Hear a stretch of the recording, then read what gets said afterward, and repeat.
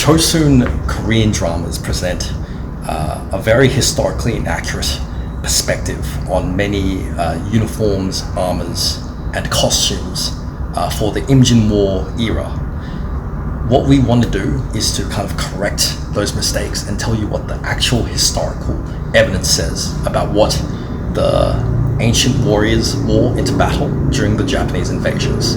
So let's focus on the period of the Imjin War and go from there and try to find what is accurate to history and which is separate from the dramas, what is true and what is false. When I get home from a long workday in the mines, I, like many ordinary people, like to put on a historical K-drama to critique the historical accuracy of the show. That is, of course, the main appeal of K-dramas. But there have long been problematic depictions of mid-Chosun soldiers. Early inaccurate depictions more appropriate for late Chosun troops have been applied more broadly, and now that appearance is ingrained in the popular conception of what Chosun troops are, and that conception is a bunch of waiters, or penguins. One problem with inaccurate depictions is the cultural osmosis of images. If a production becomes popular enough, its visuals will join the popular discourse of that subject matter. Mentioning that subject will inevitably conjure up references to that production, because mass media is such a widespread entertainment form. Therefore, any inaccuracies will form a part of the visual perception of that subject matter from that point on. When you think of Roman legionaries, you think of red tunics. Why? Because every piece of artwork, TV shows, and movies depict them as wearing red. Red effectively has become the color of the Roman soldier, because Hollywood directors thought red looked better on camera. You get movies like Quo Vadis and The Robe establishing this image. Over time, the public thinks Romans wear red as a convention. The historical record is not complete, so we don't actually know, but they probably wore undyed white or deep brownish red, because that was cheaper. And in a similar vein to Roman depictions, there are stacked assumptions of Chosun troops looking like penguins. This is slowly being overturned, though. When picking apart the accuracy of depictions of Chosun troops in popular media, it may be worth discussing why movies and shows may not prioritize accuracy. Movies and television being the most far-reaching mediums, which is why I'm going to focus on them. It's quite simple. The business of media aims to achieve higher watch times and audience numbers, and producers have determined that historical accuracy is not as influential as big-name actors and exciting stories. The general public are not learned in history. They don't care. They want drama and entertainment, and producers and directors know this, and so they can tell costume designers, oh, whatever, just make it cool, it's fine. You don't have to think about history. In addition, the visual appearance of troops may be a major point of contention because of budget and costs. Famous actors are expensive, and so are designing period-accurate armors in many cases.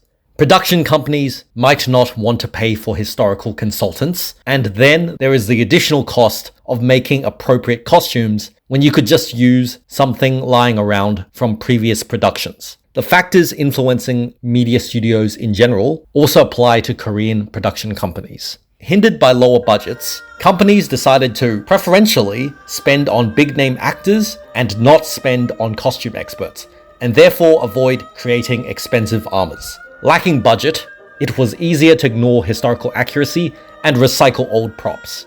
Korean historical research also misinterpreted and applied late Chosun armors and uniforms across the whole dynasty in the past, and attempts to fix this misconception are relatively recent. An example of a movie from this earlier period was Heaven Soldiers, and TV shows were The Immortal Shin and the Jingbiluk, a memoir of the Imjin War. Our understanding of the past is an ever-evolving analysis, and will continue to change as new evidence is uncovered. The modern Korean media environment has improved upon historical accuracy greatly due to higher investments in South Korean media production. You see movies like the Admiral trilogy and Warriors of the Dawn, and television shows like Kingdom, which evidence much better visuals generally, with more effects, but also more elaborate and accurate costuming and armors. let's discuss some popular misconceptions of the visuals of mid-Chosun army troops of the Imjin War period, starting with the armor. Let me take you back to the times of our youth when you were probably being bullied. Social media wasn't a thing yet, and the gas company wasn't trying to chase me up on bills. Immortal Admiral, Shin. Now this show was iconic. This is a true classic, and one of the things I still remember is how they recycled the sound effect of the bullets and swords. The sound that you might think are video game lasers are actually meant to be arquebus fire. But it's charming, I really like it. It's obviously not realistic, but it's fun and novel. The soundtrack for every fight scene is iconic because of those sound effects. But yeah, the sound effects are not historically accurate. Damn. This show uses the late Chosun police uniform as costuming for basic infantry, which is wrong in terms of both time period and lack of armor. These uniforms are also used in Jingbiruk and the Imjin War. These police uniforms, called Pojol-bok, would be incorrect even for late Chosun, as the color combinations of their uniform would vary between their rank, their role, and area of deployment. So everyone wearing black and white is already problematic. For this costume, the hupsu was in use by mid-Chosun and was typically worn over the undergarments, but under armor. Chanbuk was a hallmark of late Chosun. Their hat is called the Chanlip, which became common in late Chosun, but more uneven prototypes, with irregular brims, did exist by the Imjin War period, but would be far less widespread as depicted. It's worth noting that the Immortal Admiral Shin also depicts lamellar armor, and it looks pretty bad, but that just adds to the charm. I find it charming and funny in its own, nostalgic kind of way. In more recent productions, you have television shows like Kingdom, and movies like the Admiral series, and Warriors of the Dawn, that are far more historical. There's a lot of brigandine armor, and lamellar, which government troops would likely be equipped with, but they do miss out on portraying plate with mail, chainmail, and paper armor. A minor issue with most depictions of brigandine is the avoidance of two-piece brigandine. When brigandine armor was first introduced to Korea by the influence of steppe nomads in the early 15th century, it was worn in two pieces to localize this exotic armor in line with more traditional Korean armors.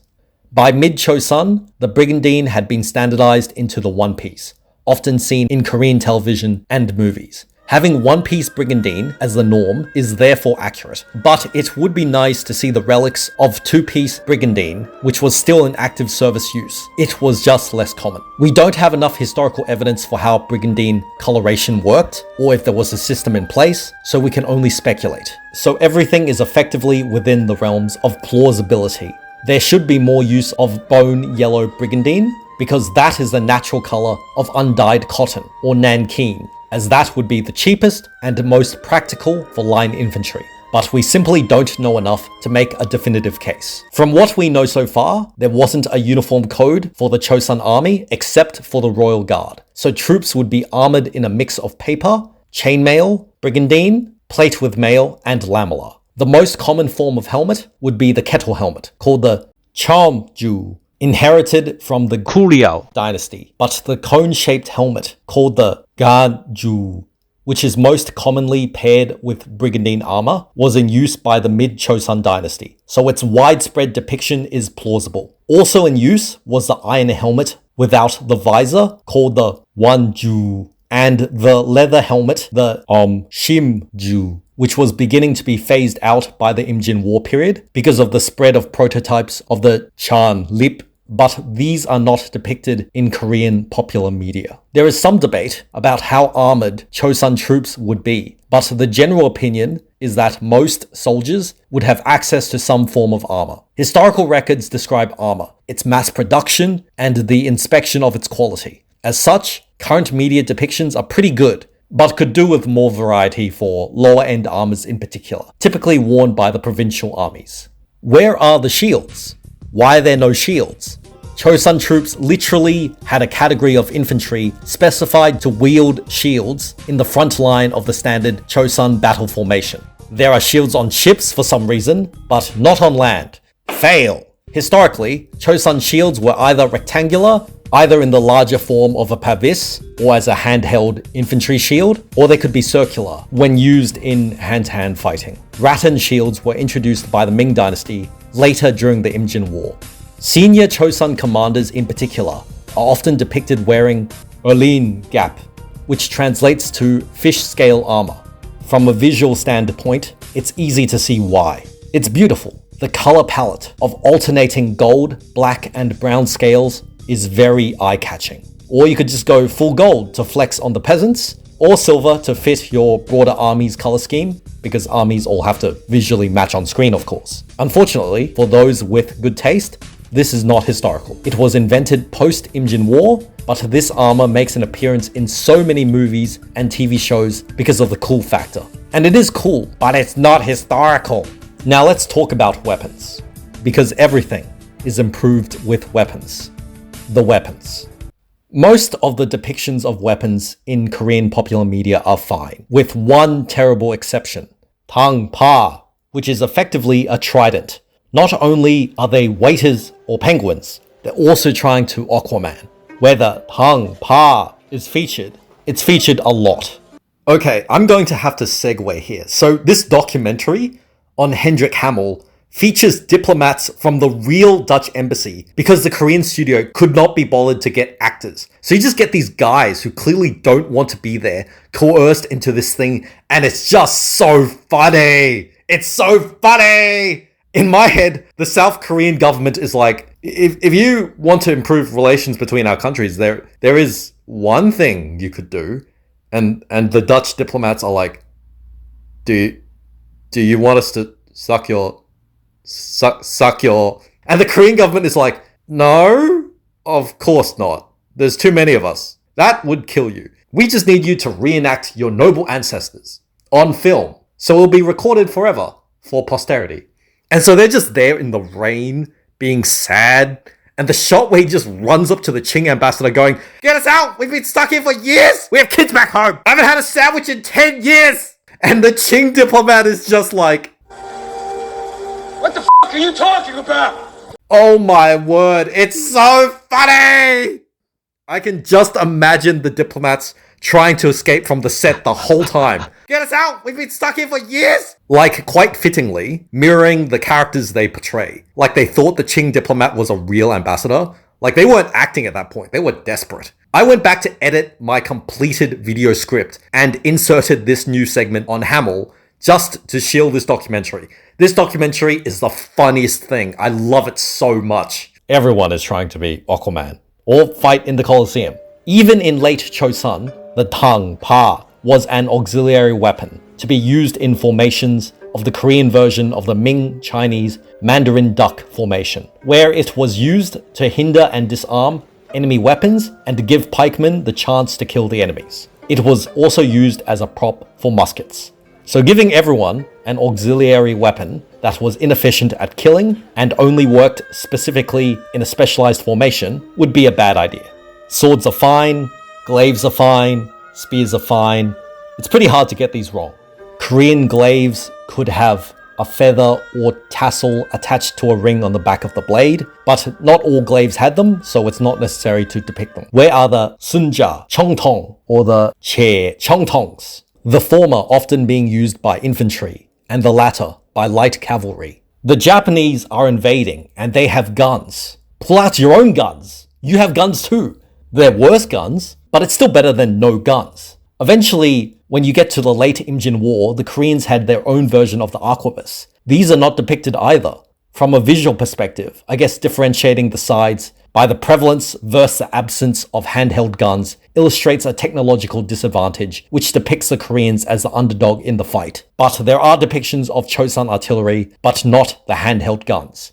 Fail! Where are the Pyeongchang?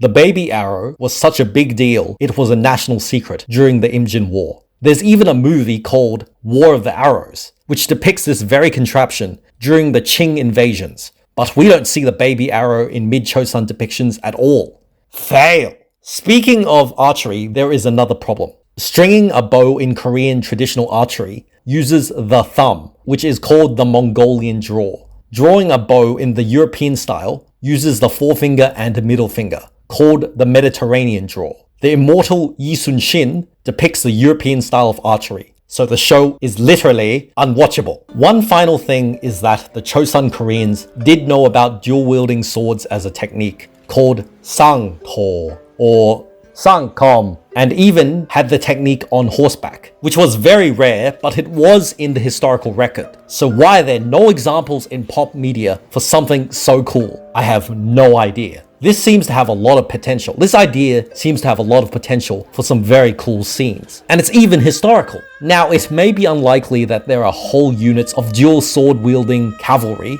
but at least we have evidence that the technique existed in martial instruction manuals. There are, of course, numerous other inaccuracies depicting the mid-Chosun army, like how they don't depict the battle formations from the historical record. But the scope of this video is the costuming. As Korean media continues to develop, I hope we get more historically accurate visuals. Once one good movie or series does it, it's easier for everyone else to do it because they can just continue to recycle those props. Watching the Chosun army in television and film is a great joy in my life.